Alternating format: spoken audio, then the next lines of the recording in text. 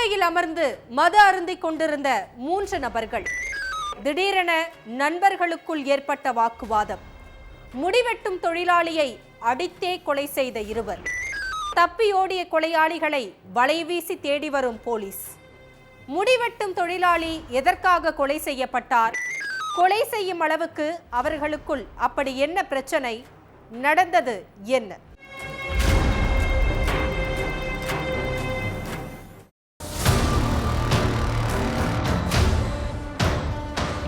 தேவன்குடி பகுதியில் உள்ள ஒரு கொட்டகையில் உடல் முழுக்க காயங்களோடு 50 வயசான இளங்கோவனுங்கிற நபர் மயங்கி கிடந்திருக்காரு. இதை பார்த்து அந்த வழியா போன பொதுமக்கள் 108 ஆம்புலன்ஸுக்கு போன் பண்ணி வர வச்சு இளங்கோவனை மீட்டு ஹாஸ்பிட்டலுக்கு அனுப்பி வச்சாங்க. அப்போ அங்க அவரை பரிசோதித்த டாக்டர் இளங்கோவன் உயிரிழந்துட்டதா சொல்லிட்டாங்க. இந்த விஷயத்தை கேள்விப்பட்டு ஸ்பாட்டுக்கு வந்த போலீஸ் சடலத்தை மீட்டு போஸ்ட்மார்ட்டத்துக்கு அனுப்பி வச்சாங்க. அதையடுத்து கொலையாளிகளை கண்டுபிடிக்க தீவிர தேடுதல் வேட்டையிலையும் இறங்கினாங்க. தேவன்குடி பகுதி ரொம்ப கிராமம் அப்படிங்கறதால அந்த ஏரியாவுல பெரிய அளவுக்கு சிசிடிவிகள் இல்ல. இதனால கொலையாளிகள் யாருன்னு கண்டுபிடிக்க முடியாம போலீஸ் திணறிக்கிட்டு இருந்திருக்காங்க.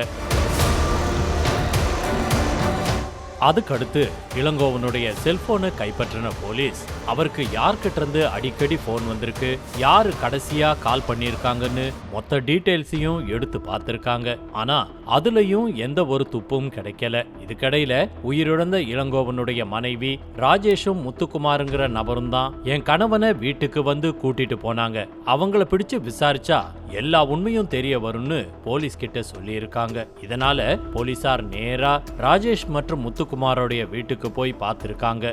ஆனா 2 பேருமே வீட்ல இல்ல. இதனால அவங்க தான் கொலையாளிகள்னு கன்ஃபார்ம் பண்ண போலீஸ் 2 பேரையும் வலைவீசி தேடிக்கிட்டு இருக்காங்க.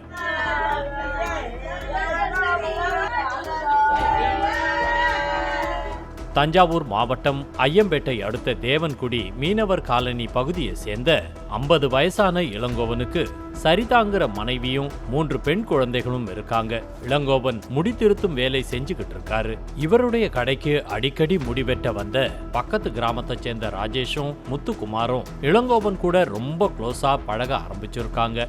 அதுக்கடுத்து இந்த 3 பேரும் ஒன்னா சேர்ந்து சுத்துறது, ஒன்னா உட்கார்ந்து மது குடிக்கிறதுன்னு ஜாலியாவே இருந்திருக்காங்க. 3 பேரும் ஒன்னா உட்கார்ந்து மது குடிக்கும் போது இவங்களுக்குள்ள அடிக்கடி பிரச்சனை ஏற்படும்னு சொல்லப்படுது. இதனால இவங்களுக்குள்ள பகையும் ஏற்பட்டிருக்கு.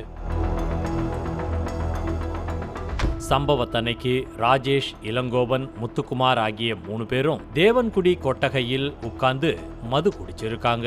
அப்ப மது போதையில இளங்கோவன் அந்த 2 பேரையும் தகாத வார்த்தையால திட்டி இருக்காரு. அதை கேட்டு கோபமான நபர்கள் பதிலுக்கு தகாத வார்த்தையால திட்ட அவங்களுக்குள்ள வாக்குவாதம் அதிகமாகி இருக்கு.